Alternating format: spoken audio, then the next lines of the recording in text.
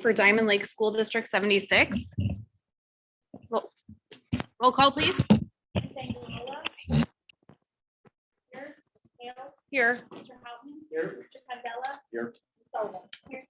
Please rise for the Pledge of Allegiance. I pledge allegiance to the flag of the United States of America and to the republic for which it stands, one nation, under God, indivisible, with liberty and justice for all. Okay, we now open the floor for comments on agenda items. Do we have any public comments this evening? Is anyone online? If you're joining us online, please feel free to type those into the chat box and we'll read them into the meeting for you. And we'll pause for a second to allow people to do so if they wish.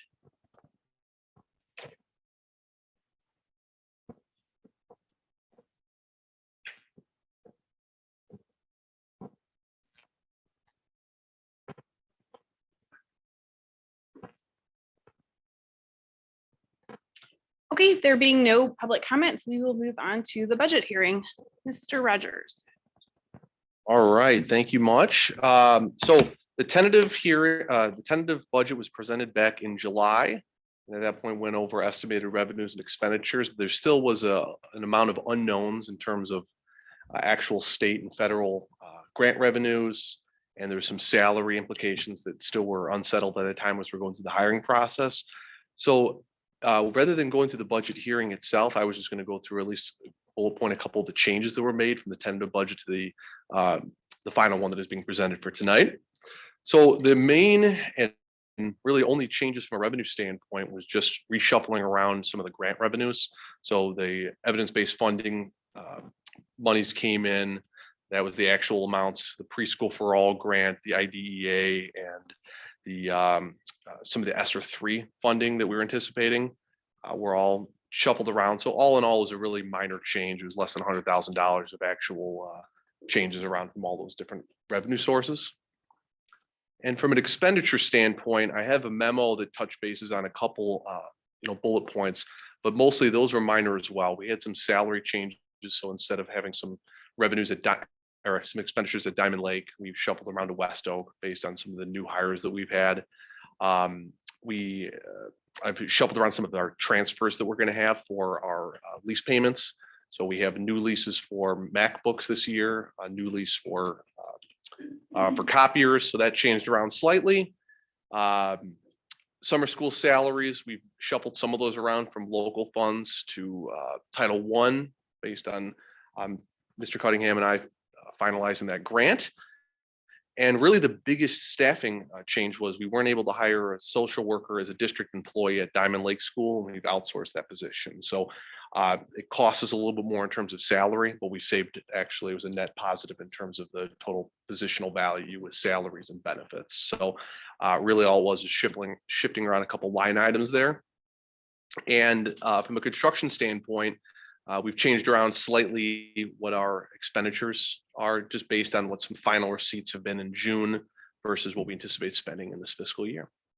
So all in all, very minor in terms of total amount. There was not any substantive changes to the ending fund balance.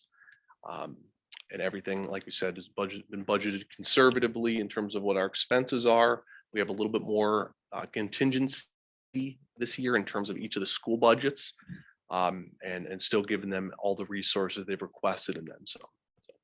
Are there any questions or clarifications I can go over with any revenues and expenditures from the budget?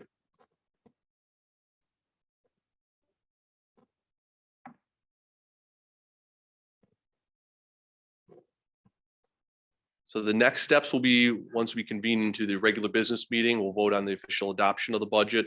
And I have until the end of the month to finalize and file with the Lake County Clerk's Office and the State Board of Ed. So that will be all done. Great. Thank you very much. Thank you.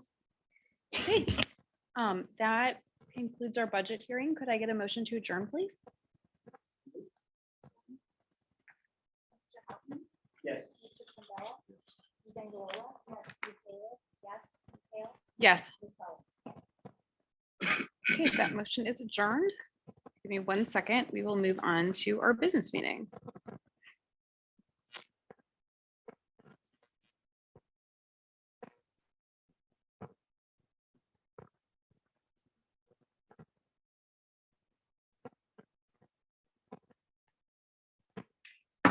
Calling to order the business meeting for Diamond Lake School District 76. Roll call, please. Angarola.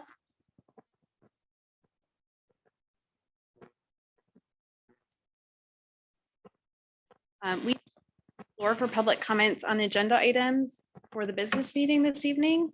Do we have any public comments? Again, if you're joining us virtually, please feel free to type those into the chat box and we will read them into the meeting for you. If you're joining us in person and have any comments, please feel free to just stand up and make your comment. We'll pause for a second.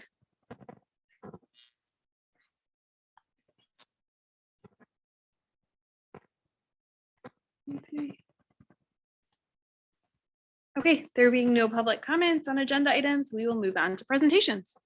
All right, we have two presentations this evening. We're going to start out with our Diamond Awards. This is the first meeting of the year where we're going to recognize staff for Diamond Awards. And just as a review, a Diamond Award is earned when a colleague, an administrator, a community member, or a board member nominates a staff member for exceptional professionalism, going above and beyond their duties and shining like a diamond in our district. So we have two Diamond Award recognitions tonight. The first one is from Mrs. Sullivan. If Mrs. Sullivan could come up to the podium, and she is going to be recognizing Mr. Tyler Smith, who is one of our instructional technology coaches.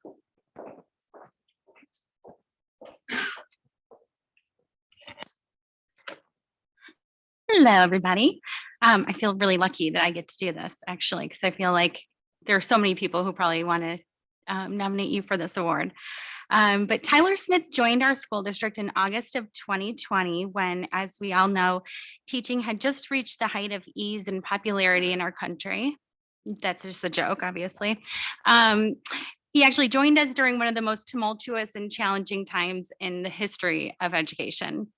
Tyler, or as my family and I call him, Mr. Smith, was hired to be Diamond Lake's first instructional technology coach, which for anyone who doesn't know is a role dedicated to helping teachers use technology to create meaningful, personalized instructions for our students. This could not have come at a more critical nor difficult time. Trying to teach, learn, and make meaningful connections through screens is something that we all struggled with during the pandemic. Fortunately, Diamond Lake couldn't have found a more charismatic, positive person for the job. Tyler's unassuming nature, wide smile, and charm put teachers at ease, and he proved to be a reliable source of support for them. That brings me to the reason why I nominated Tyler for this Diamond Award, not necessarily for the job which he was hired to do and has excelled in, but for the above and beyond that he took on to help students coming back into the classroom in order to support them and their teachers. One of those students was my son, who was diagnosed with ADHD last year.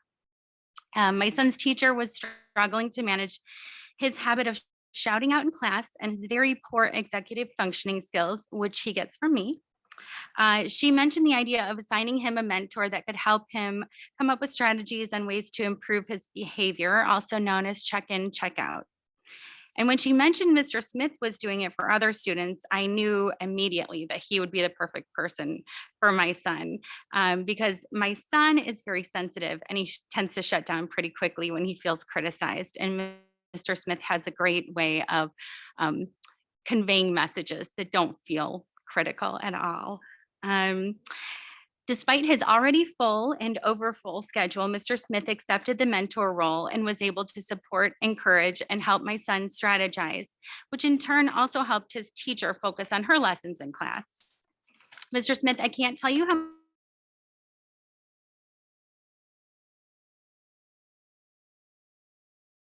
that you support.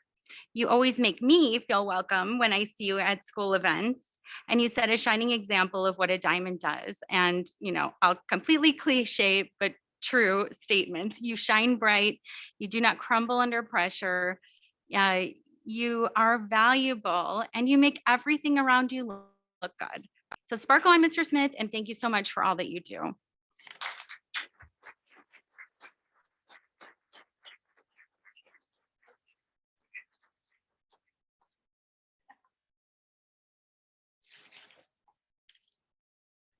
Thank you. You're welcome. Appreciate you so much. Congratulations.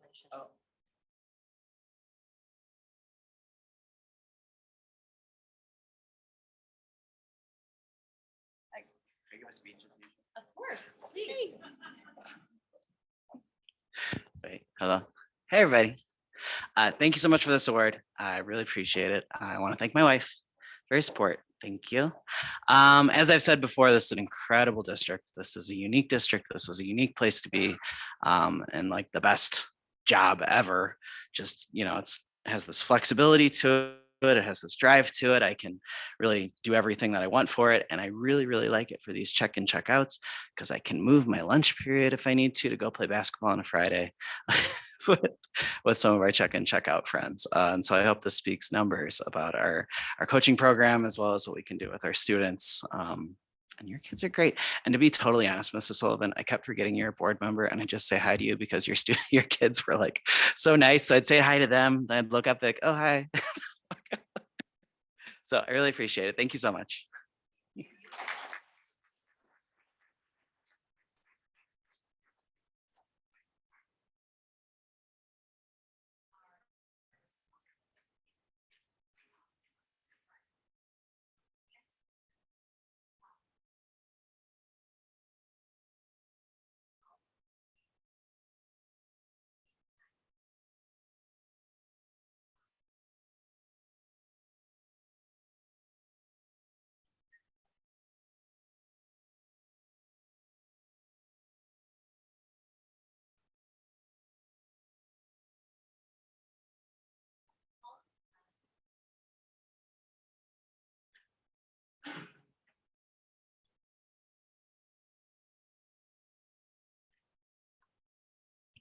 Okay, I'd like to reiterate here what Ms. Sullivan said. I know I'm not going to be as nearly as articulate as you were, but Tyler, congratulations. This is very well deserved on your behalf. We'll pivot though to our second Diamond Award winner. Mr. Freiberger and I would like to nominate someone that doesn't really like the spotlight and shined on her and doesn't allow for the recognition that she rightfully deserves. Sarah Byrne has established herself as someone that has become a foundation of what our strong climate and culture at West Oak Middle School is built upon. Sarah's selfless, hardworking, dedicated, caring, and genuine demeanor are characteristics that make her a quiet leader, but also an essential person within our building. On any given week, Sarah will be taking pictures, updating our student hub, holding yearbook and student broadcast club meetings, or being seen at various extracurricular events after school. Sarah's kind, positive, approachable, and selfless, a selfless person that does what she can for the students she serves and the colleagues that she works with. Due to these reasons, this is why I nominated you for this Diamond Award, and I'm going to turn it over to Mr. Freiberger. Congratulations, Miss Byrne. 30 kids for your club. That's pretty amazing. So just a testament to why you're getting this as well. So we want to thank you for being a representation of what it truly means to allow students to have their voices heard. You've given opportunities to apply their interests and talents to better our school community. And then through listening and applying student input, Sarah has created a place where students interact with each other across areas of interest and across subject matters as well. The creation of the athlete and fan interviews, the SEL, video editing, and new opportunities for our yearbook club to choose what they want to photograph, give students high self-esteem and a high purpose and a great purpose at our school. So we want to, I'd also want to appreciate you for leveling up your past practice. So you took the input from students from years prior and you really applied new practices and heard them and made it more meaningful for them as well. You've embraced student voice, empowered them to make decisions, and in turn, you've created a community where students excel, both in the present and soon to be in the future, making 21st century learners. So for all those reasons, congratulations, Sarah.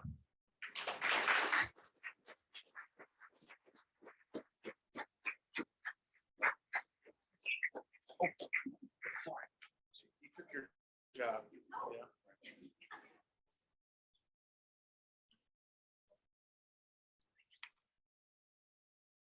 You gotta get in the middle.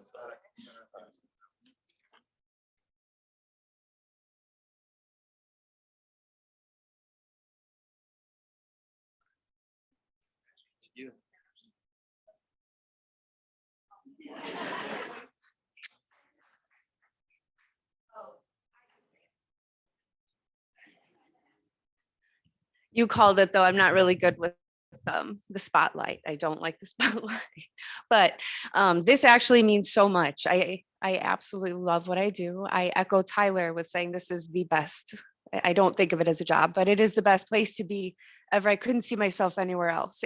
And I truly enjoy working with these students in these clubs after school. I couldn't think of a better way to spend my time. So thank you for the recognition. It means so much. Thank you.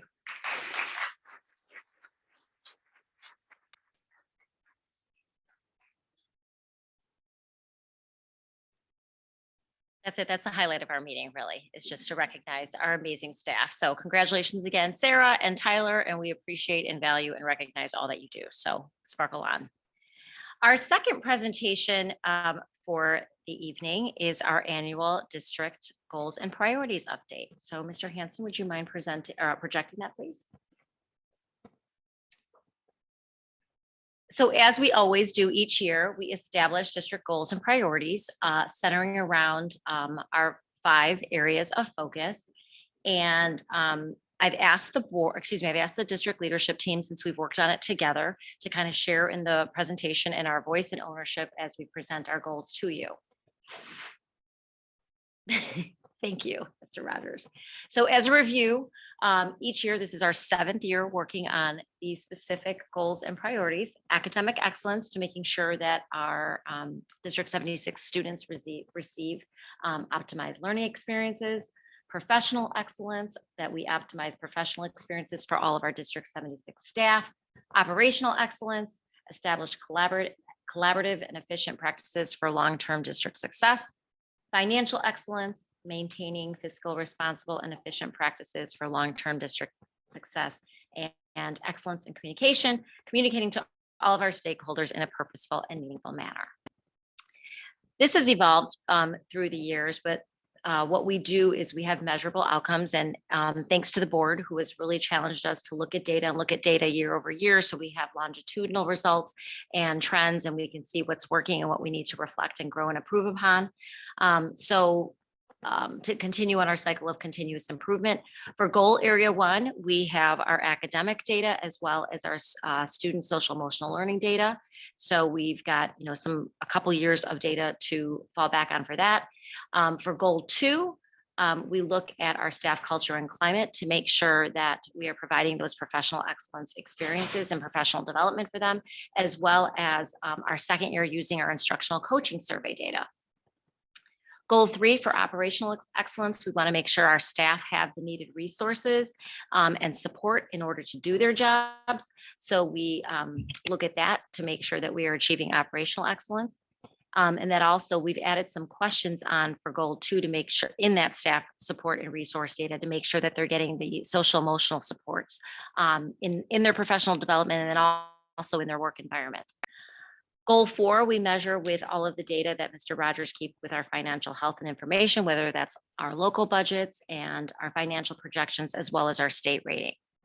And goal 5, to make sure that we have excellence in communications, make sure our environment is safe for our students are learning, and that parents feel informed and engaged in our district. We have our parent engagement survey data. So again, 5 areas and what we use to measure and making sure that we're continuously improving, looking at that data. So I'm going to hand it over to Mr. Cunningham and Dr. Berger, and then some of the other principals that are going to talk a little bit about priority 1 as well as priority 2, and then I'll take over for priority 3. So I'm going to hand the floor over to Mr. Cunningham. Thank you, Dr. Sharma-Lewis. So we, to the point that Dr. Sharma-Lewis made, we think about our feedback and reflect and grow and how we want to track and report our data. So I'll highlight a couple of changes we've made and how we're approaching it. So our first goal is focused on improving student growth in English language arts and ELA and mathematics. And as we have measured that, and you'll see all the way through our purpose, while each part is a little bit different, in this case is preparing us to be high school, college, career, and future ready. We really are highlighting improving student academic and social emotional learning growth and achievement. That'll show up all the way through this. So in terms of what we are measuring, last year we used something called student growth percentage, SGP. Given we decided that was a little bit difficult to track. And so in terms of explaining and helping different stakeholder groups to be part of that process. So the way that we're going to approach that this year is we are going to track our students' growth within the tiers. So how they're moving from tier 1 to tier, or excuse me, tier 3 to tier 2 to tier 1. At the same time, we're also going to measure the student amounts of the percentage of students that grew, even if they didn't move out of the tier, are they still showing positive growth? So there's going to be two ways we'll report that. And right now, principals and building leadership teams are going through that STAR data in the fall. And we'll present that up to the board at a future meeting where we are in that process. The second goal on goal 2, strengthen social emotional well-being, learning and engagement. We've decided to develop our own SEL student survey. If you remember last year we used HumanX. We had a very spirited conversation around survival needs and how the drinking fountain and curtains may not play into that.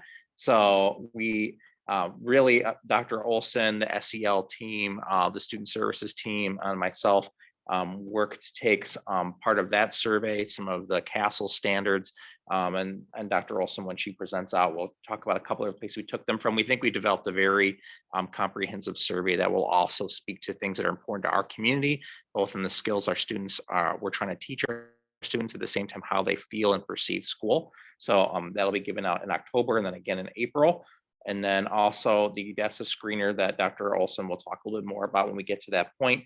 It's an outstanding survey that teachers actually weigh in on how they perceive their students doing and what needs we might need to meet. So it's a really cool picture from both the teacher's perception of students and the students' perceptions of teachers, the school, and themselves. So it should be a very balanced perspective. We're really pleased with that one. I'll turn it over to Dr. Olson, Dr. Berger. Thank you. So looking at goal number 3, talking about establish a district early learners program. As we know, over the past few years, because of COVID, we saw a significant decrease in the enrollment for our early learners program.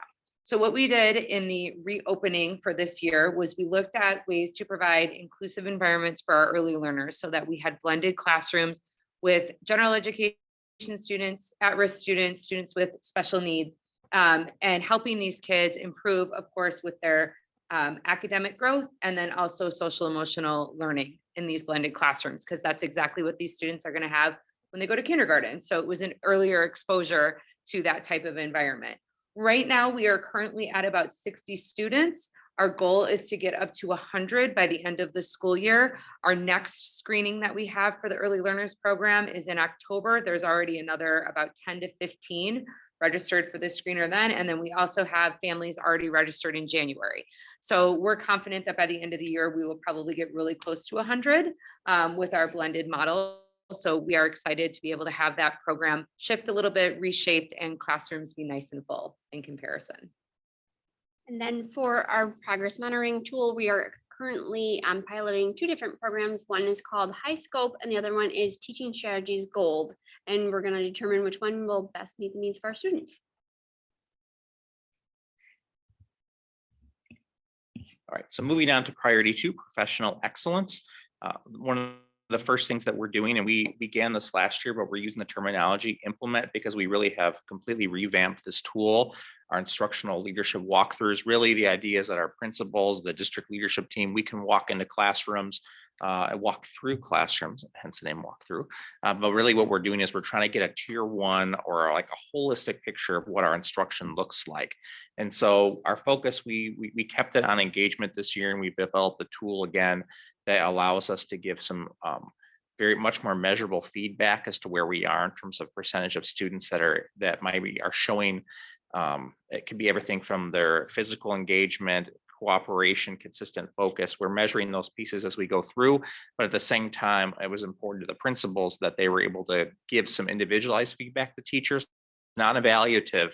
But so what happens is after they give that, they do have a kind of a narrative they give to individual teachers that also allows teachers to interact with what the tool is and kind of where they are in the process. It's reported out as a whole picture, but it's a nice way for teachers to see how they fit into that process and practice. So we'll be implementing that. It will not only are we just implementing, it's going to inform a lot of how the teaching strategies that we're using in the classroom and reflecting is the curriculum appropriate, and are we how can we leverage our coaching, our PLCs to reflect on where we are. So And then the second piece is increasing staff participation in the instructional coaching program. Thank you again to Nikki Sullivan for speaking to Tyler. We have an incredible group. They have took the feedback from last spring. If you remember when they reported out, they were very serious about their instructional cycles as one of the coaching cycles is one of their major focuses, or foci, excuse me. And what they did is they developed a common tool that they're going to use, and they're already working with between 3 and 6 teachers at a time in the coaching cycle, as well as, and the principals will allude to it later, they're also a huge part of leading PLCs and doing a lot of curriculum coordination as well. But they also have identified a tool to be able to track that quantitatively. They presented it to Dr. Sharma Lewis and myself today, a very effective tool that's going to allow for the board to be able to see exactly how they're spending their time and to correlate it better to student outcomes. So we're excited about that process and taking that feedback from the board and reflecting ourselves. I'll turn this over to now Dr. Olson and Mr. Peterson. Okay, then to strengthen the social emotional well-being and learning and engagement of staff, this year with our SEL committee, we are doing a thing called Moments That Matter, where the staff are actually putting together different opportunities to get together outside of the school day and do different fun things like going to a pumpkin farm in October to help with just, you know, that engagement and positivity of being together and having a great time. And then Mr. Peterson is going to talk a little bit about our Teacher University program. Yes, along with our parent university, where we've been regularly giving out those presentations, we wanted to offer something to our teachers as well to help build their social emotional health, but also be able to help with our students' social emotional health as well. So what the SEL plan, the SEL committee's plan was over the summer was to develop what we call a teacher university, where we would offer short little snippets every week, and we place that into our student or in our staff bulletins of each of the principals. These are short little blurbs, but they're also ways that teachers can plug and play and to actively, put this into their practice. It's based upon certain themes. Some of the themes include how to be supportive to students, giving clear directions, working with upset students, being an active listener, and then also teacher self-care as well. So we have already started that, and we're going to be doing that each week for the rest of the year. And now I'm going to turn it over to Dr. Sharma Lewis. Thank you. And, I would just want to add to what Dr. Olson and Dr. Peterson said. One of the questions that we've added to our culture and climate survey, as well as to our staff support and resource service, are specifically targeting the teacher university to make sure, did you have access to teacher university? Did you feel like it was user friendly? Did you feel it was beneficial? So we'll ask questions to measure that, to make sure that we're on target for what we want to implement and measure. So priority 3 is operational excellence. And this is a continuation of last year, where we just implemented EduClimber data and got staff trained. And you saw the data for that people felt that they had the information and that they had access to EduClimber. But really, we want to level up and say, how are you actually using that data? And I know that was a question from the board too, is now that you have EduClimber in place, how are you using it? And are you using it to make instructional decisions? So that is our goal for this year, is really to use that EduClimber data that we've invested in. How are we using that to support database decision-making for instruction, for interventions, or any other type of social emotional learning? And so the principals are going to talk a little bit about each system that they've put in place, or the framework that they put in place in each of their buildings, on how their professional learning communities, their grade level teams, their department teams are going to kind of work together, utilize that EduClimber data, articulate about that EduClimber data, and then make those decisions based on that. So I'll turn it over to Dr. Berger first. Thank you. So one of the big changes we made at DLS this year is that we have reshaped our weekly team meetings. In the past, it was really just a conversational meeting, kind of heavy in logistics, more so than it was looking at the data. Now we've shaped it so that the first meeting of the month is always focused on English language arts. We're looking at that comparative data. How are things going within the classrooms? Coaches, the ELA coaches there, interventionists are there, so they're also contributing to the conversation and talking about what they're seeing within their programs. Second meeting of the month is math, same kind of setup. Our math coach will be there, math intervention will be there, comparing data. Third meeting of the month is SEL, and our building just participated in DESA for the first time. So we have that data that we're looking at, and how behavior is improving, and different things that we're putting in place to support positive reinforcement for students. And then the last meeting of the month is always data, where everybody is coming together and looking at that overall growth for that month. So we have things happening on a week-to-week basis, day-to-day basis, and also a whole month basis.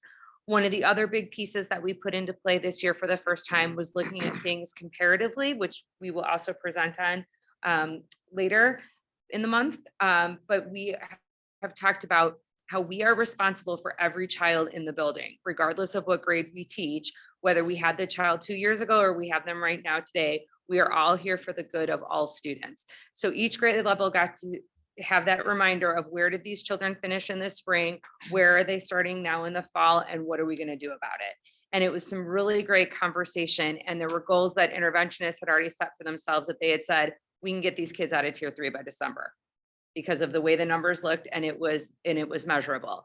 Also putting kindergarten on that 3-tier data collection cycle now. Intervention already started for kindergarten last year, first time ever, because before it used to start in March. So we're really moving ahead with making the data-driven decisions and making sure we're supporting our kids as soon as possible. Over on the intermediate side, we began a similar rotation toward the end of second trimester, third trimester last year to try it out and see how it was working out. So we do the same thing where we have SEL 1 week, literacy, math, and then what we call articulation. The difference this year is, so with the EduClimber system, and I'm just kind of mixing both goals together because they go together in my building. Last year was more about getting a feel for the EduClimber system, getting in there, trying to find how do you find data and things like this. So this week or this year, every week that we have a meeting based on a theme, we're also looking at data for that component. So if it's a literacy meeting, we're looking at specific literacy data. We do have an articulation data meeting as the 4th rotation, which is a holistic view of the whole child. But really what we're starting to do based on our SIP plan and our specific weekly meetings is we're taking a look at that data, and then we're beginning to build what we call collections in EduClimber. So if a reading specialist has a list of students that she specifically sees, she's building collections in EduClimber so she can actually have that group of students that she sees, and she constantly has that data in front of her, and she can see the trends and what's going on from there. The second part of the evolution of EduClimber with us is that while we can see the students generally in whatever tier they're in, we can then cross-reference that with the Renaissance data that is the STAR data, so that we can see specific skills. So it's helping us look at data in other areas. Also with the Swiss system, which is our behavior management system. So it's really allowing our staff to have a vision of other additional things to look at and understanding that data even better. All right, on the middle school side, a lot of the same things that Dr. Berger and Mr. Preble has already talked about. We are on a 4-week schedule as well in regards to our PLCs. This is not new to us. When Mr. Cunningham came in a little over 3 years ago, he had established a general routine where most of our staff already kind of know the process. This year, we've just kind of changed it a little bit to focus on specific things per week within that month. The first and third weeks of the month are devoted directly to our PLCs. The first week is devoted to specifically instruction. How can we optimize what we are doing to help achieve our goals academically, but our goals just instructionally as well.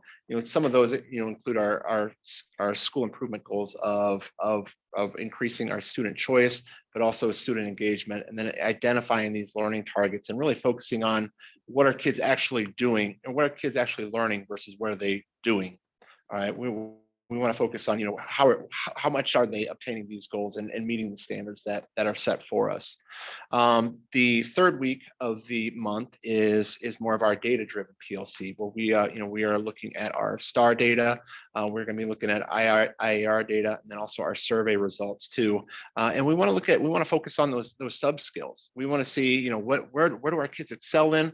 How can we expand upon that? Where are some of the areas that maybe we're not so high in? How can we build that up? And what kind of instructional practices can we implement here to help build up that as Dr. Berger mentioned here, to hopefully start moving some of these kids out of these tiered levels to move from tier 3 to tier 2 or tier 2 to tier 1. So that's the purpose behind the weeks 1 and 3. Weeks 2 and 4, very similar to what we have done for years now. It's hard to believe time has flown, but it's our student support strategies meeting where we get together within the various teams. We have a 6th grade team, a 7th grade team, an 8th grade team, and an encore. We meet in a small group and we just talk about kids. What kids are on our radar? How can we support them? What can we put in front of them to help them be successful? So that kind of rounds out our month here. Is weeks 2 and 4 are our student support strategies meetings. All right, and now I'm going to turn it over to Mr. Rogers. Okay, so priority number 4, financial excellence. It's all about maintaining fiscally responsible and efficient processes. So my goal is really kind of almost a culmination of everyone else's goals. It's making sure that we have the resources for them, for each of their departments and schools to obtain what they want to do for the school year. And more importantly, this year too, we want to make sure that all staff have a voice and if they feel like they have the resources they need. So we've asked a couple more questions in terms on the staff support success survey to make sure that they feel like they really have the most effective resources that they've requested that they need to do their job effectively. So we're putting a large amount of stress on just really making sure that we meet everyone's needs, fill everyone's buckets, provide everything that they really need to do their job. So that falls from each of the administrators to each of the teachers that we have.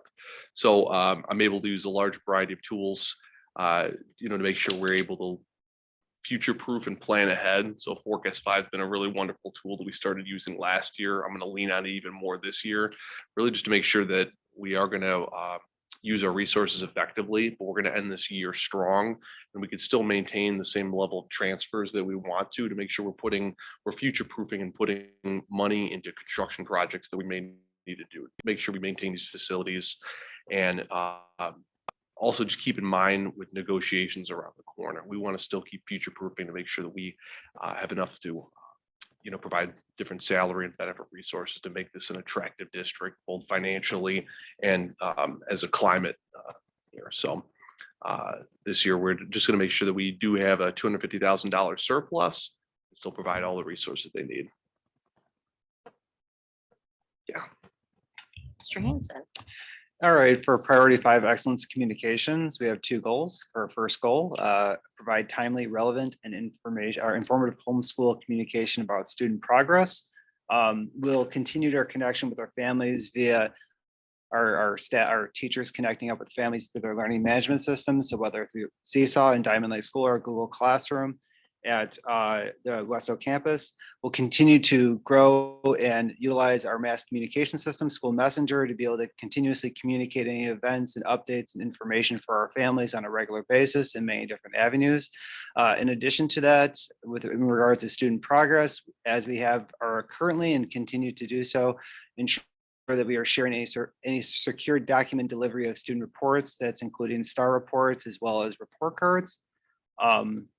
In addition to communicating on having our information on our website, social media, and any sort of teacher communications that happen outside of all the resources just shared just recently. In addition to that, this current school year, we opened up our PowerSchool parent portal, not only just for middle school, but for the entire district wide. And that's kind of a learning curve for our Diamond Lake School and West Oak Intermediate School staff and how that is implemented, as well as our new families and our families that haven't utilized that as well. One of the ways additionally outside of this to ensure that our families are supported and they have access and help to do so, our entire PowerSchool page that we have dedicated for supportive information in English and Spanish, as well as a video on exactly from a parent perspective of how you get set up your account, as well as our front office staff have been trained in to be able to help our families out. The PowerSchool parent portal is just another way to get feedback on student progress that's happening in the classroom, as well as on our website. We post the frequency of how often it's updated because it's different per building, and we want to ensure our families are well supported and informed based off of our student progress and how to obtain that. Regarding goal 2, encouragement of parent and family involvement in all school and district-wide events will continue to grow through not only our collaboration with our parent PTO, but also how we communicate with our families, encouragement of being involved not only in school events, but also outside of school events that are happening, such as the PTO event that happened recently.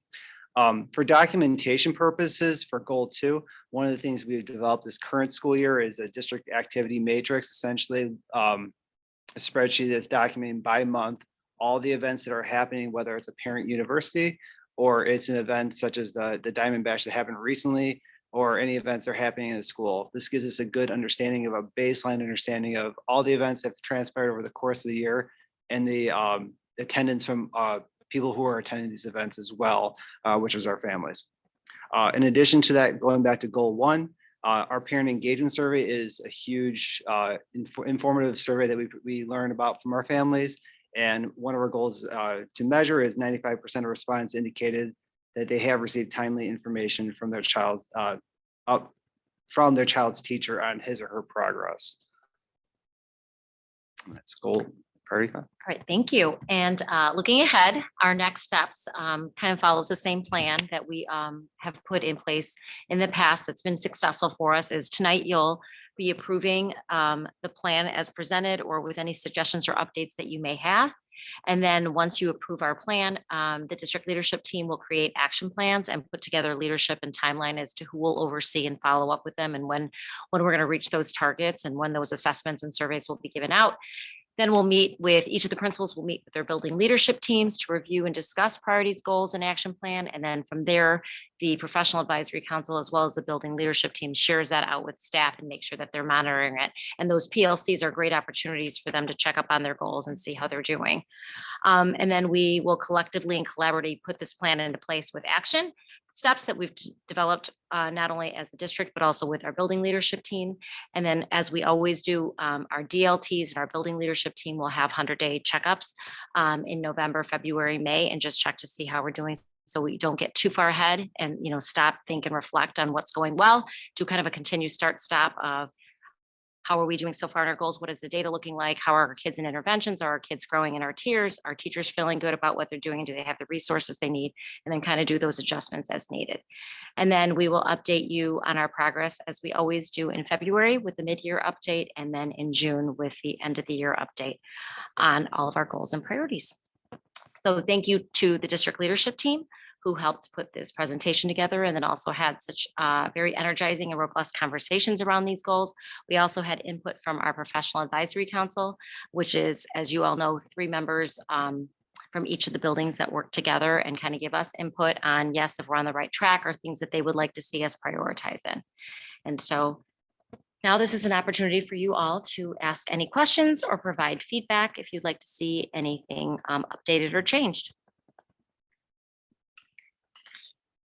Okay, I have a couple of questions, are kind of all over the place. So I noticed in a bunch of places it's talking about using baseline data. So should we expect next year's goals to see kind of year over year growth using that baseline then to look at how that's going to grow, or changing the outcome to saying, okay, well, we've established baseline next year, we were at 50% participation or 50% whatever. Now we're looking at ending up at 80%. Is that kind of the goal? Right. Okay. And then also I had a question, especially for priority, I think or for a lot of the surveys in the past, we've seen kind of like a spectrum of responses, whether they're, strongly agree. But if you're looking at like 100% of participation or 100%, of certified staff are going to say they had an instructional walkthrough, are those responses just going to change to like yes or no?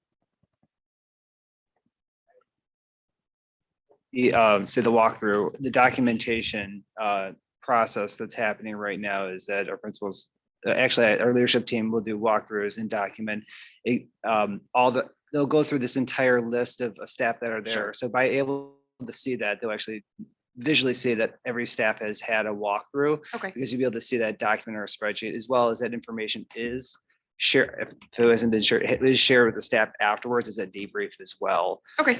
So yeah, that would establish that 100% for this particular goal. And I just want to add specifically, looking at priority 2, what we did is we looked at the staff support and success survey, as well as the culture and climate survey, Yeah. as well as the instructional coaching survey. And we specifically put those questions in that ask that. So we were looking for 100% either yes or no, or strongly agree or agree. So for example, the first one, 100% of staff, I'm on goal 2, excuse me, I'm on priority 2, the first star under target. 100% of certified staff indicate they had an instructional leadership walkthrough and feedback was provided by an administrator. That specific question is in their survey. Yeah. So they're going to say yes or no. No, I think that's great. I'm just asking, I think as a board, when you're looking at 100%, it's easier for us to see like a yes or a no rather than a spectrum, because what does disagree mean? No, but what's the difference between disagree and strongly disagree? Like really no? So I think for us, that would just be helpful because it would just make the data just crystal clear, right? Like we wouldn't have to speculate on our part whether or not something happened or try to interpret that. When I think that those like a question phrase like that lends itself to, yes, I did this, or no, I didn't do this. So that's what I'm just trying to, my questions are mainly geared towards when the board is looking at this data at the end of the year, are we going to have the tools to interpret it correctly, as you're intending us to interpret it? So then my next question is with regards to priority 1, I think goal 1, when we're talking about having 100% of the kids K through 8 showing growth through the tiers of instruction, I think the district has done a really good job in previous presentations, kind of showing us the movement between tiers. But as a board, we have discussed that tier 1 is a relatively large range of percentiles. If you're talking about tier 1 is 30% and above, can we get more granular data in that area to kind of see how those students are moving and growing? Yeah, and I'll say first, going back to your last question. So in that survey, we did change a lot of them to yes, no. Great. Because so that thankfully we made that feedback. So that always looks good that we came up with that. So in terms of this piece, we're adding a 4th column that is going to show to your point, because it's so big, are they moving? So the way we were going to present it to the board, and please give us feedback on this, is that we were going to do not only a number of kids that are in each tier, then we're going to at the end tell you the percent of kids in that grade that made positive growth, regardless of where they are and if they stayed in the tier. So we were going to report it that way. So if there's 100 kids, 70 of them make positive growth, we're going to say 70% of our kids made positive growth. So we weren't going to, in some ways we're aggregating it, if you will. We weren't going to break it apart. So if the board like to see that, we certainly can. But that's how we were going to show you in November. We were going to test it out by doing spring to fall. Typically, that's not where you see as much, but we want to make sure we're communicating that to see if that's clear, if that's what the board wants. Sure. And I think when we see that in November, then we can give you feedback if we're looking for anything different. I'd like to try to give feedback up front rather than say in June, hey, could you please redo all the data that you spent all year working on, because we don't understand it. So like anything that we can raise now, I would rather do that than waste your time or ask you to kind of redo a task. I hate to do that. I'm trying to think. I think for goal 3, the examples that all of you gave for your buildings, I think were incredibly helpful for the board to understand how EduClimber is used. I think when we looked at that goal last year, we understood kind of through the survey results, the implementation, but to hear how you're actually using data and how those discussions are happening is very useful to us. So if we could get some anecdotal feedback, maybe of how the decisions are actually used, in individualized instruction, it doesn't have to be specific. It doesn't have to be for every grade, but I think that gives us more insight to, when you come to us asking us to financially support some of these programs or some of these purchases, then we can say, okay, we completely see why it's being used. We can completely see the value. We would love to be able to continue to support that. So I appreciate what you kind of explained to us tonight, because I think that gave us a lot of insight that we wouldn't have had before. And then my last question is for you, Eric Hansen. For goal 5, number 2, are you, for that activity matrix, are you also tracking how that information is communicated out? I know you very much track all the social media. But are you kind of tracking that to see if there's any correlation there between, if this was sent out to parents via email, via text, whatever, and then we saw this response, and then if this was only sent out, via Facebook, we saw this response.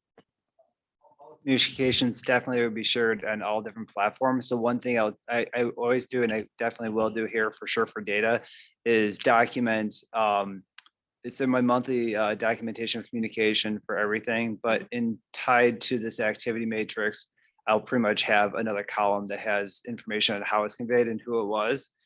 I mean, guaranteed I want to hit it on every different source, because you never know how people want their information and how it comes to them. So that's always great. But I'll also document it within that matrix as well. So, and that also helps with PTO when I obviously do a lot of communication for them. So there I could convey the information on like X amount of went to certain amount of people and this, that, and the other. So you should Great. have all that data there. Great, thank you. That's all my questions. Again, thank you so much for all that information.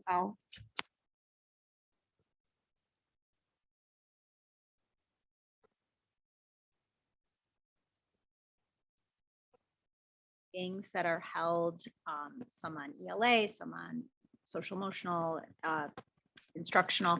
How long would you say those meetings last?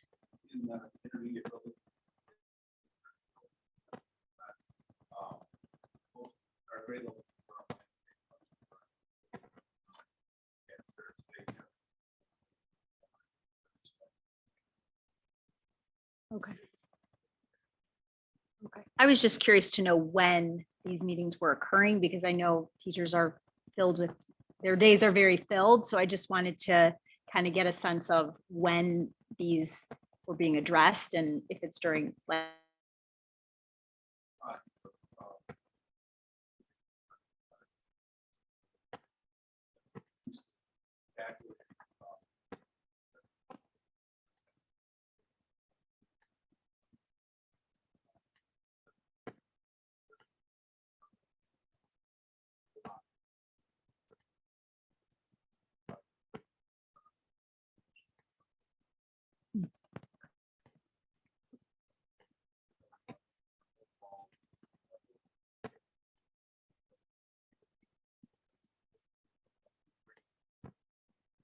Mhm.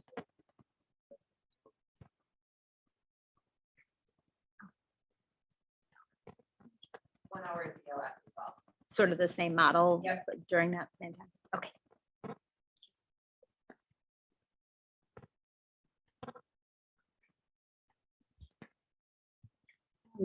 So I just kind of want to piggyback on that. So like, this might be kind of a weird question, but like, do like the specials teachers participate in like the meetings that you're talking about math, or you're talking about, the language arts? Like, how does that work? Do we try to get all of the teachers focused on that specific subject, or do they not participate in these meetings, or how does it all kind of? Okay, so I can tell you how we're doing it at DLS. In the grade levels, when they have that 1 hour block of time, that is because their children are in specials classes at that time. Okay. However, our specials team, they meet on Friday mornings and they follow the same exact schedule of ELA, math, SEL, and data. Because what they're doing is they're looking at these Common Core standards and incorporating them into their specials, so that no matter where our kids are going, we have that whole child approach, that things can cross over curricularly. Things that you might be learning in math can certainly apply when you're counting how many baskets you're making in PE class, for example, and things like that. It also helps because based on the evaluation process and the goals that our teachers need to set for evaluation, they have to set it based on academic growth. So it's giving our specials team more of an opportunity to really dip into our curriculum, look at those standards and figure out, okay, there are ways that this can be cross-curricular, and we can make sure that what they're learning in the classroom can then transfer when they come here to the gym or the art room or the STEAM lab or anything like that. And I would echo that. So our weekly themes are also matched up with our SIP goals. So we have an SEL goal, we have a literacy goal, we have a math goal. So therefore everybody's involved in that. So what the specials team do is they may not drill down on the literacy as much as our literacy team would during that week, but how can they incorporate that into what they're doing? So they're focused on those same themes. So then that way everybody's, pulling everything in the same direction.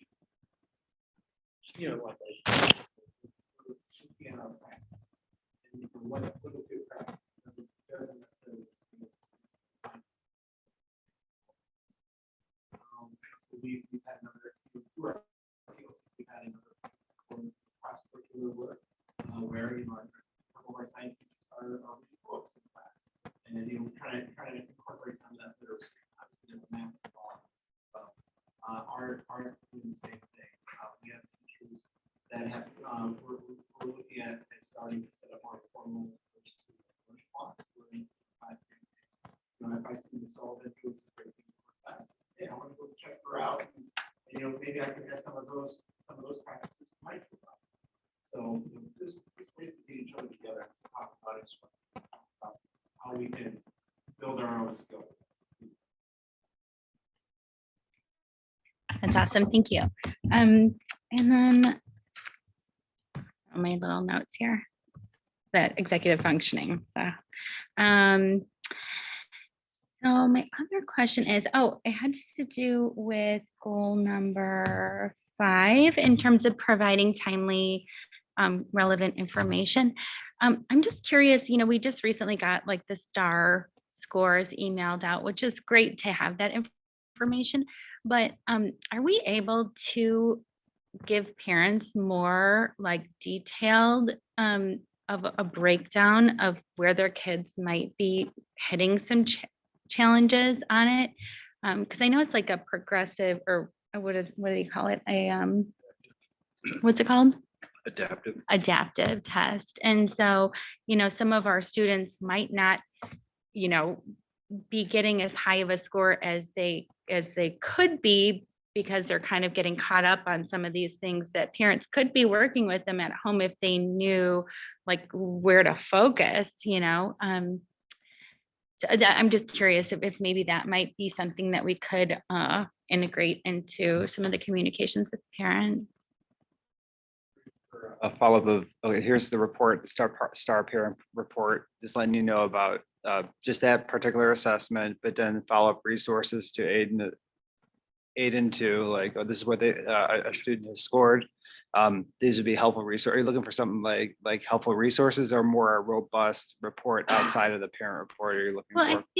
I think I actually got this for one of my children a couple years ago when they were having a little hard time with some math concepts, and it was helpful for me to kind of get an idea of where the hangups were. But I mean, it's up to you guys.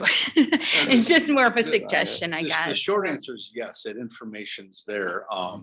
It's whether or not the general knowledge is there to understand what the report's showing you. So we could develop a system so that we can take the time to sit down and walk you through it, or any parent through it, so you know what you're looking at. But yes, there's information that's a deeper dive for sure than what is on the parent report. That parent report is more of a summary of the score, where they've attained and so forth. But there are reports within the Renaissance system that can break that down.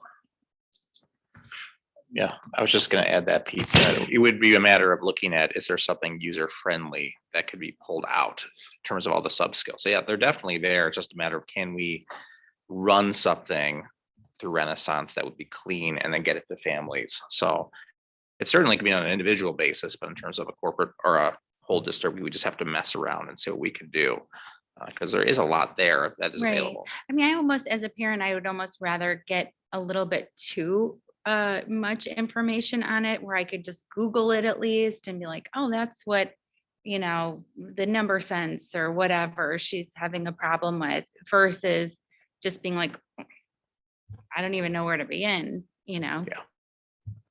Definitely. I think that's the reason we're going to standards-based report cards as well, to that exact point. So it's definitely worth looking at and seeing what we can do to send out something that is more robust, because it is available. Okay, awesome.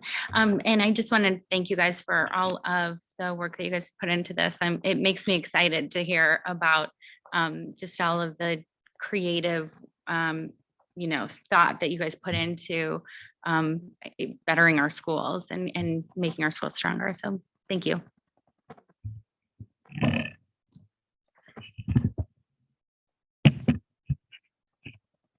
I just have a couple questions or points. One is, I love the fact that so many of the goals, so many of the targets are data driven. They're going to be measurable. And that's something that we had specifically asked for, and really appreciate you responding this way so quickly. Given that so many of the given that there are a lot of measures that are going to be based on surveys with kids, surveys with teachers, are there ways that we can ensure even greater participation in the surveys? Because the value and the results are will really hold strong if we have, a robust sample size. And I think whether it was in one of the kids last year or one of the teacher surveys, we didn't quite get as many. There was a chunk that we didn't get. So just a suggestion that, a focus on ensuring or almost demanding folks to respond. Second is, I just wanted to add one thing to Mr. Hansen's goals. Love the goals on excellence in communication. One thing I didn't want to get lost is whether or not it turns into a formal goal or not is community communication. And I know that, for example, there's the year-end report that goes out, which is excellent. One thing that would be great to see as we continue down the path is what other ways can we communicate the successes that we're having here to folks who aren't parents at the school, but folks who, they're taxpayers, but not just that, but, we've talked about, real estate agents, stuff like that, because we just want to make sure that that the district and all of you are getting full credit for everything that you're doing. So I just throw that in there. But thanks all very much. We have reached out.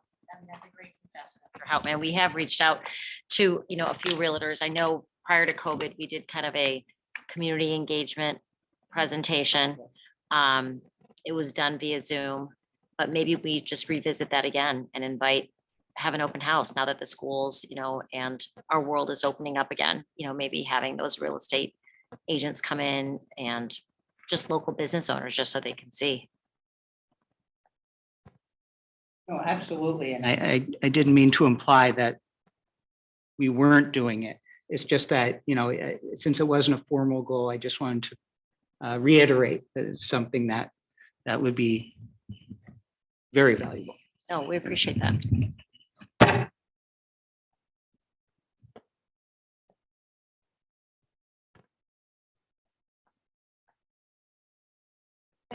Sorry. I was just gonna say, anyone else? Does anyone have any other questions? Comments? No.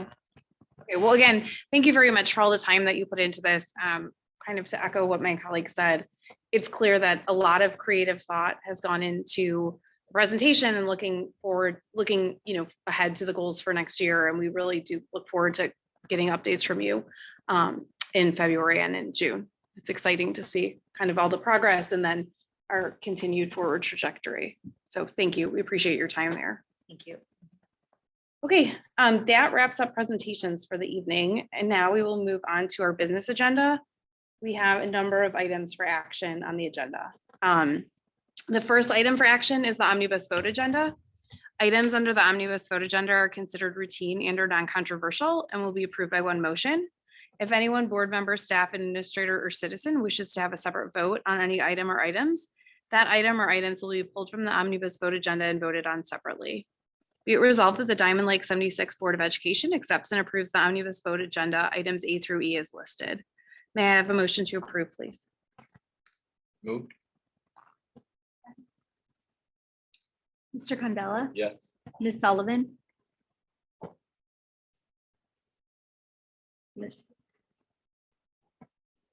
Yes. Ms. Angarola. Ms. Bayless, yes.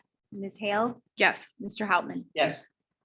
Okay, that motion passes. Moving on to the second item on our agenda, our business agenda, which is the adoption of the 2022-2023 budget.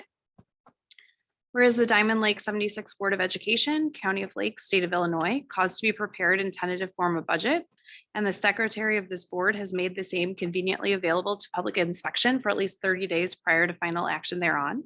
And whereas a public hearing was held as to such budget on the 20th of September, 2022, notice of said hearing was given as required by law and all other legal requirements have been complied with. Now therefore be it resolved by the Diamond Lake 76 Board of Education as follows. Section 1, that the fiscal year of the school district be and the same hereby is fixed and declared to be beginning July 1st, 2022 and ending June 30th, 2023. Section 2, that the following budget containing an estimate of amounts available in each fund separately and expenditures from each be and the same is hereby adopted as the budget of the school district for said fiscal year. May I have a motion to approve the 2022-2023 budget? So moved. Mr. Houtman, Yes. Ms. Sullivan, Ms. Angarola, Ms. Bayless, yes. Ms. Hale, Yes. Mr. Candela. Yes. Okay, the budget is approved. Moving on to our next item, which is personnel. Be it resolved that the Diamond Lake 76 Board of Education accepts and approves the personnel items as depicted on the agenda. We have 4 new hires and 1 resignation. May I have a motion to approve, please? So moved. I'll second. Mr. Candela, Yes. Ms. Bayless, yes. Ms. Angarola, Ms. Hale, Yes, Mr. Houtman, Yes. Ms. Sullivan. that motion is approved. So you're officially hired, Hiram. Congratulations and welcome. Moving on to item D, which is also a personnel item. Be it resolved, the Diamond Lake 76 Board of Education accepts and approves the resignation agreement and general release between the Diamond Lake 76 Board of Education and Lisa Bischoff as presented. May I have a motion to approve, please? So moved. Second. Mr. Houtman, Yes. Mr. Candela, Yes. Ms. Angarola, Ms. Bayless, yes. Ms. Hale, Yes, Ms. Sullivan. that motion is also approved. And moving on to our final item on our business agenda, which is an administrative item, approving the 2022-2023 district goals and priorities. Be it resolved, the Diamond Lake 76 Board of Education accepts and approves the 2022-2023 district goals and priorities as presented. May I have a motion to approve, please? Moved. Second. Mr. Candela, Yes. Mr. Houtman, Yes. Ms. Angarola, Ms. Bayless, yes. Ms. Hale, Yes, Ms. Sullivan. that motion also is approved. That concludes our business agenda for this evening. Moving on to board discussion. I have 2 items for board discussion. One is just a follow-up to our diversity, equity, and inclusion training. I spoke with the ISB representative and she gave me like 6 different dates. So I'm just going to give them to you. I'll follow up with an email and if you could just let me know what date you prefer. She said November 2nd or November 3rd, or then looking at January 11th, 12th, 18th, or 19th. And again, I'll follow up by email so you have it in writing, but if you could all just let me know kind of maybe your first and second choices, that would be helpful. And then the second item I wanted to bring up for board discussion is something that actually Mrs. Sullivan brought to my attention, but the IASB resolutions packet is now available. It's available online. Hopefully they'll be sending us a hard copy as well, just because it's long and sometimes it helps to have it in paper form. There was, I think we all discussed a couple months ago, District 120 had put forth a firearm dealer location resolution. The current law in Illinois is that a firearm dealer has to be 500 feet from a school, daycare. There's a number of other locations in there, and the District 120 was proposing a 1,500 feet as the changed language there. And so I mean, Ms. Sullivan, do you want me to just turn it over to you? Okay. So, let me just pull this up real quick. So basically, the resolutions committee decided to recommend to not adopt expanding the buffer zone, which I don't think comes as a big surprise to any of us based on the history of how they choose which resolutions they choose to recommend or not recommend. My concern with this, though, has to do with their analysis,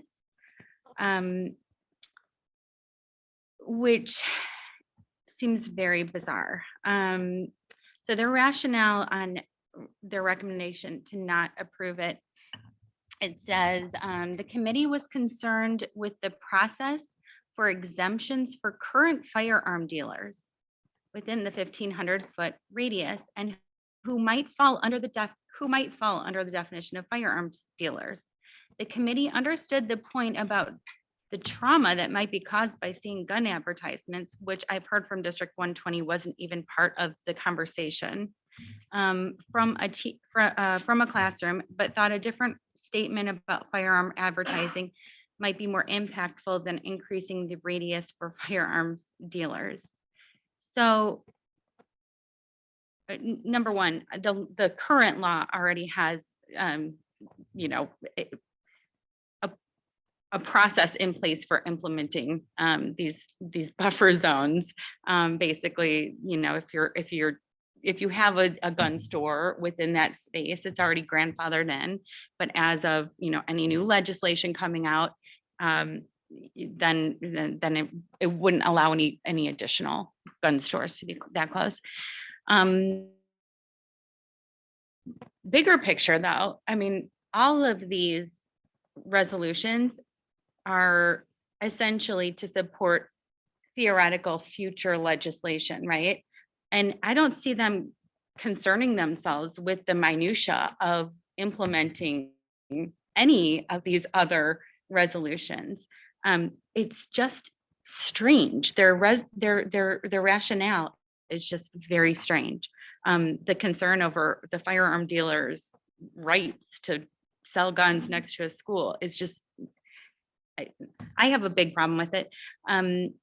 There's not even any like acknowledgement of actual physical safety of students either. So I'm planning on writing an email to the resolutions committee members, each of them. And I just didn't know if anyone else was interested in, as a board, if we wanted to consider doing something along those lines or not. I know District 120 is considering whether or not they want to file a formal appeal on this decision. But I don't know what good it would even do since this has already, you know, been sent out. And they're kind of debating that amongst themselves as well. I was gonna ask, if they file the appeal, does it then bring it to discussion on the floor? Or no? I'm not sure. I know that they're researching. In the past, I distinctly remember ones that are recommended as do not adopt, and that still had discussion on the floor. Because I think they still require like a 2/3 vote to get out of, to be appealed. But Okay. I'm not 100% on the procedure. I just do remember there were resolutions that have been recommended do not adopt that have been discussed when I've gone to the delegate assembly meetings. So, you know, hopefully they'll be able to do that or have more discussion on that. Well, two things. I was going to ask, would it be worthwhile for us to talk to other local school boards like 112 in Highland Park to see if you know, more than, you know, additional people would lend their support to that. You know, when we look at, I was looking today at the resolutions and I was looking at IASB lists out their core advocacy values. And there's 3 values that I think that this is counterindicative to, which, you know, one is advocates for legislation that supports the physical and emotional well-being of students and staff. Another one is supports a safe and secure learning environment for all. And the last one is promotes nonpartisan member engagement. And really, I think I don't know, this is going to be my 8th year on the board. Over the last 8 years, we've seen a lot of very partisan arguments from the resolutions committee that seem to be losing focus of kind of what their core advocacy values are, and are looking at maybe more of and are taking more of a partisan position that likely is supported by their communities, but to me, it loses sight of kind of the reason why they're there. And it loses focus over, we're really looking at how do we support the students and the staff and make sure that, they're in a secure and safe learning environment, right? So I guess, my thought would be, is it worthwhile to reach out to other districts and see if we could have a larger effort? And certainly we can talk as a board, do we want to send a letter as a board saying, we would like to question this rationale because it doesn't seem to fit with the advocacy principles here. And previous, like the safe gun storage, that resolution that's come up a number of times, they had similar rationale in the past too, where, last year there was inconsistent rationale where they said, we don't want to go into someone's home to tell them what to do. But then there was another resolution where basically they were going into someone's home to tell them what to do. So it's just the positioning that they're taking is inconsistent. Yeah, I'll just jump in. I agree. When I read that today, I thought their rationale, I thought, my immediate reaction was, you got to be freaking kidding me, because it, such a bizarre point of view, that they'd be more worried about the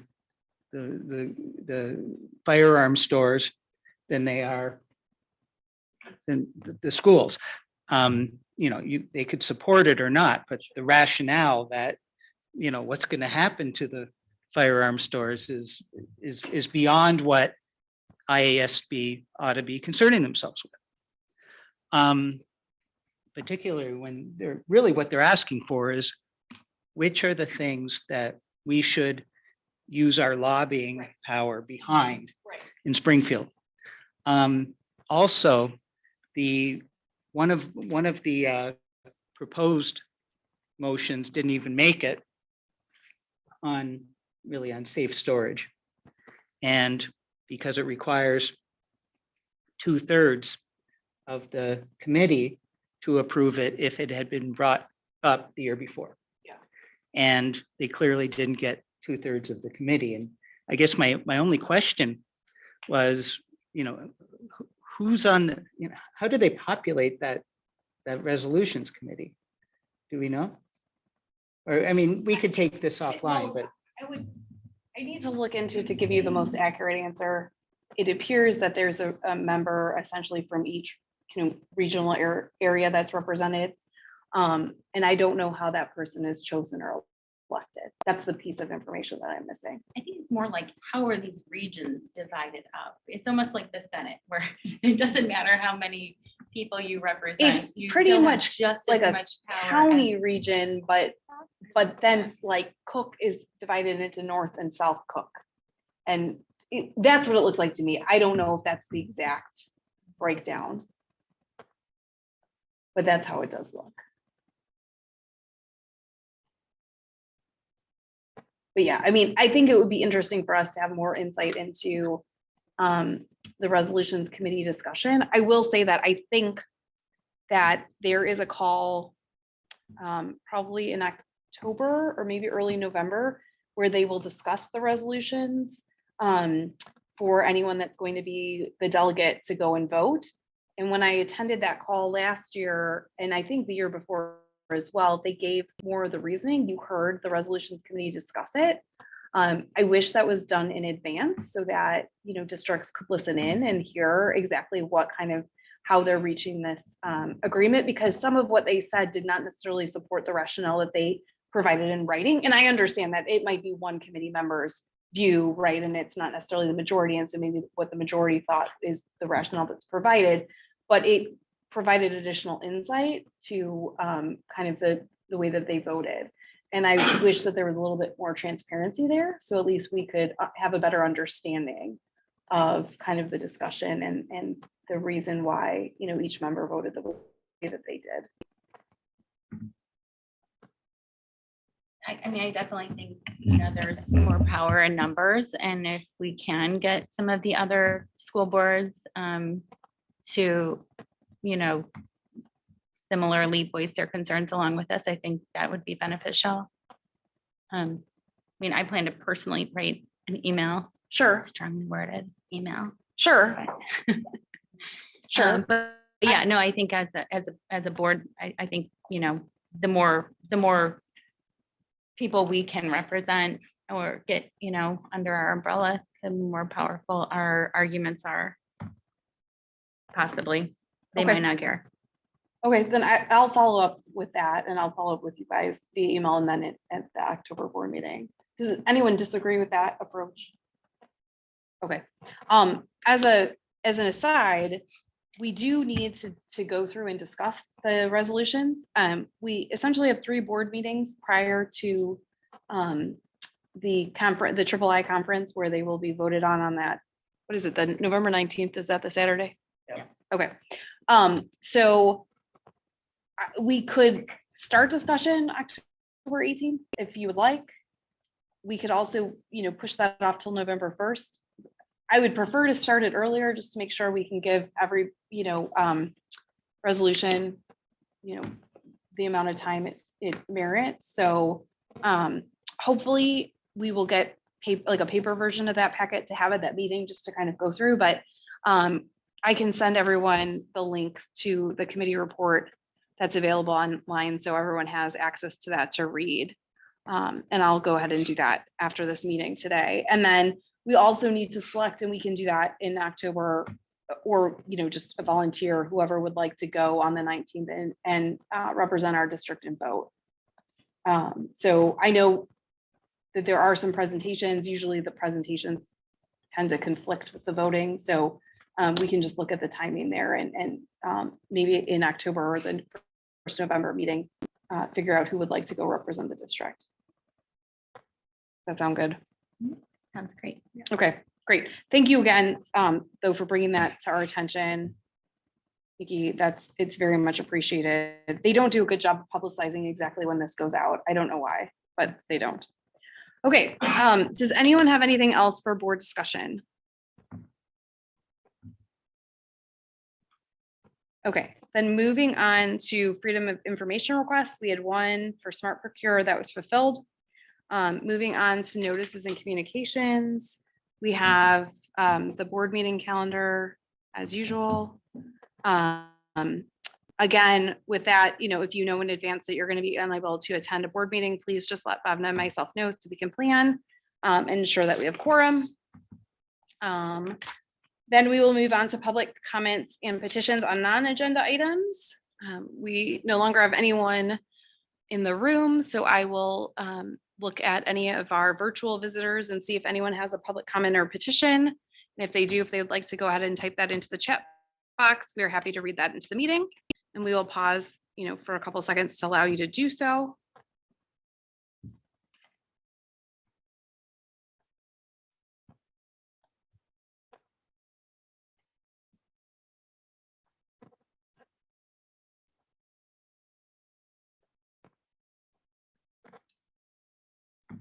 I don't see any.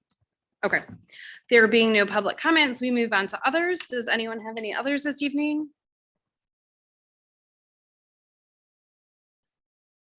Yes. No. Okay. We do not have executive session this evening. So we will just move to adjourn. Can I get a motion to adjourn, please? Wait, sorry. Mr. Candela, Yes. Ms. Sullivan, Ms. Angarola, Ms. Bayless, yes, Ms. Hale, Yes. Mr. Howard. Yes.